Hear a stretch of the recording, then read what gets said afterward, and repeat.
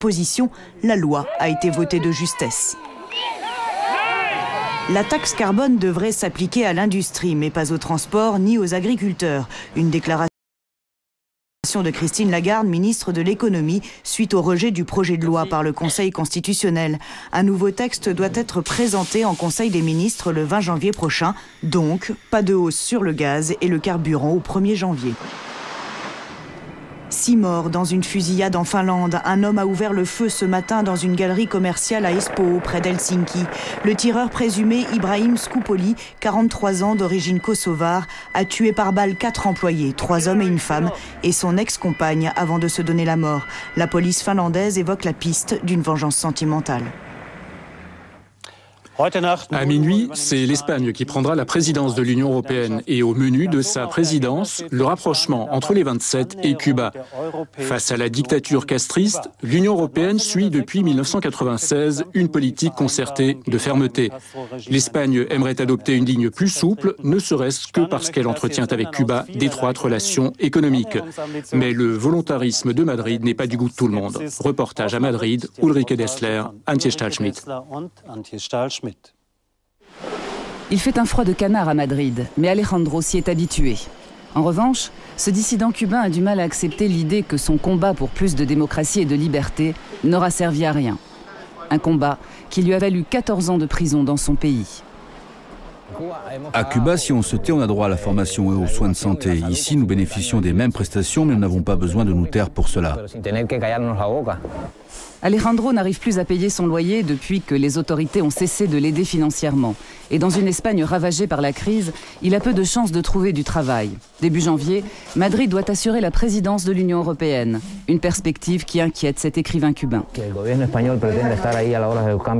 Je comprends que l'Espagne souhaite intensifier ses relations avec Cuba, mais le gouvernement ne doit pas oublier pour autant les Cubains qui croupissent en prison, les Cubains qui souffrent sous la dictature. C'est cette amnésie que nous critiquons en tant que dissidents, pas le rapprochement en lui-même. L'Espagne a besoin de ce rapprochement. Avec un volume d'affaires de 800 millions d'euros, elle est le plus important partenaire commercial de Cuba, notamment dans le secteur de l'hôtellerie et du bâtiment. Le problème, c'est que les Cubains sont de très mauvais payeurs. Le régime Castro doit près de 2 milliards d'euros à Madrid. Le gouvernement Zapatero mise donc sur un changement de politique. Ce que nous sommes convaincus, c'est que la politique des dialogues, c'est la seule politique qui peut offrir des résultats. Et que la politique d'isolement dans laquelle on a essayé de maintenir au Cuba, la politique des sanctions, la politique s'est révélée absolument inefficace. De leur côté, les entreprises qui travaillent avec Cuba ne semblent guère convaincues par ce changement de cap. Sur la vingtaine de sociétés interrogées, aucune n'a souhaité s'exprimer devant les caméras. C'est trop risqué, explique-t-elle. S'il y a trop de publicité autour de cette affaire, la Havane n'hésitera pas à rompre les relations commerciales. Et les espoirs de remboursement s'envoleront alors à jamais. Ici pourtant, personne ne croit à l'efficacité de méthodes douces sur la dictature cubaine. Ce soir-là, Alejandro vient chercher un prix qui récompense les dissidents cubains emprisonnés. Les seuls qui peuvent encore faire bouger les choses, ce sont les gens sur place. Qu'est-ce que nous pouvons faire ici, moi et mes amis? Leur apporter un soutien, leur dire nous sommes avec vous pour qu'ils continuent la lutte. Plus de droits et libertés. Cela devrait être la seule condition à un rapprochement entre l'Europe et Cuba, estime Alejandro. Il réclame aussi un véritable élan de solidarité envers les dissidents restés sur l'île. Selon lui, le régime Castro ne peut être affaibli que de l'intérieur. Plus que 4 heures avant que l'année 2010 ne commence sous nos latitudes, parce qu'aux antipodes, la nouvelle année a déjà commencé.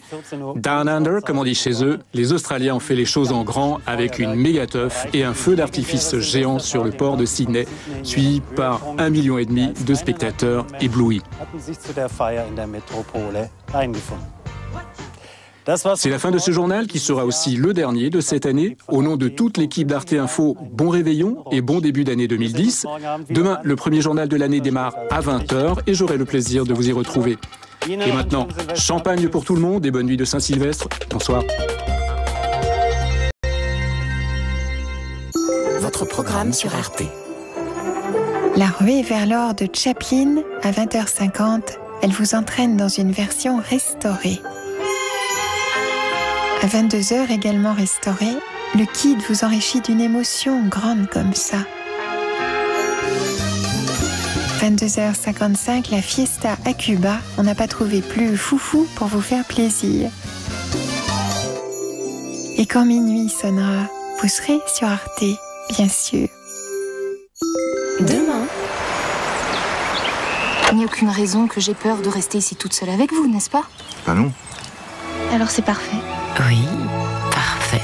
Vraiment intense, passionné. Embrassez-moi. Vous ne regrettez rien, n'est-ce pas? Et vous? Je suis contente. Lady Chatterley et l'homme des bois de Pascal Ferrand. Demain à 20h45 sur Arte.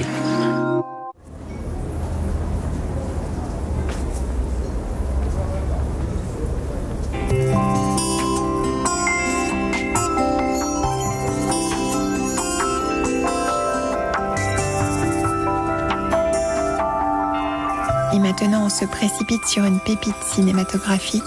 Voici La ruée vers l'or.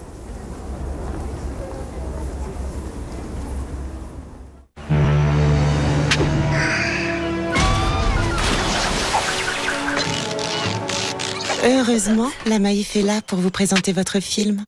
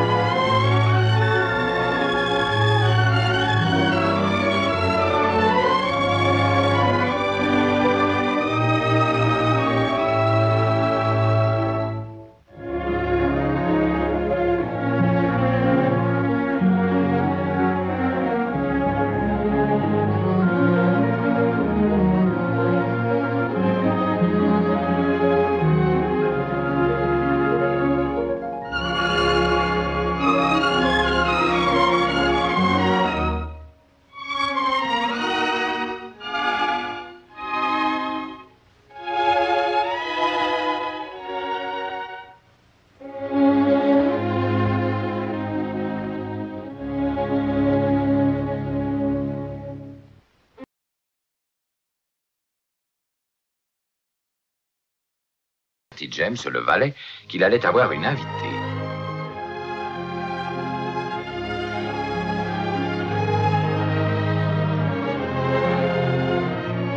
Excusez-moi, mystère, peut-on savoir qui est la dame? Oh, en effet, eh bien, félicitations. Ça va nous faire une belle histoire et qui finit très bien. Oui, une histoire qui finit très, très bien.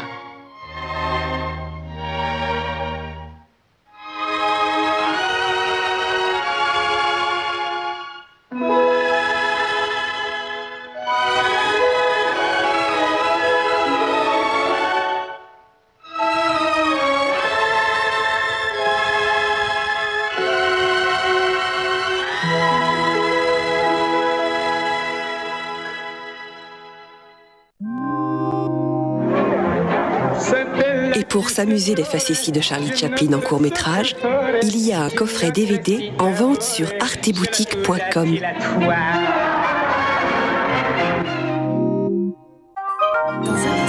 L'un avec son melon de guingois, l'autre avec sa casquette de traviole. Comment ne pas fondre? Le Kid, dans un instant.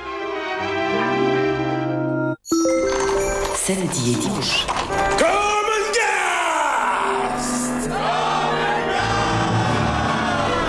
Qui c'est tout ça?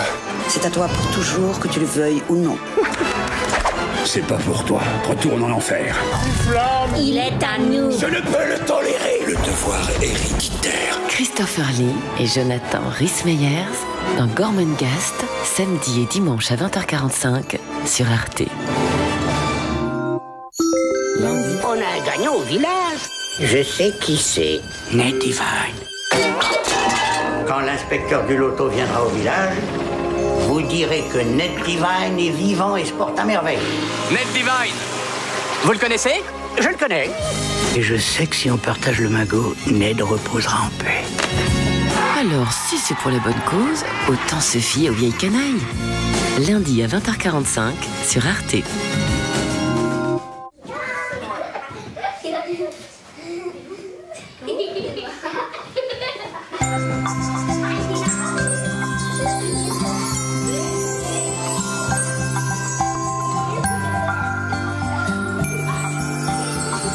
Et maintenant, voici Charlie Chaplin et Jackie Coogan main dans la main. Voici le Kid.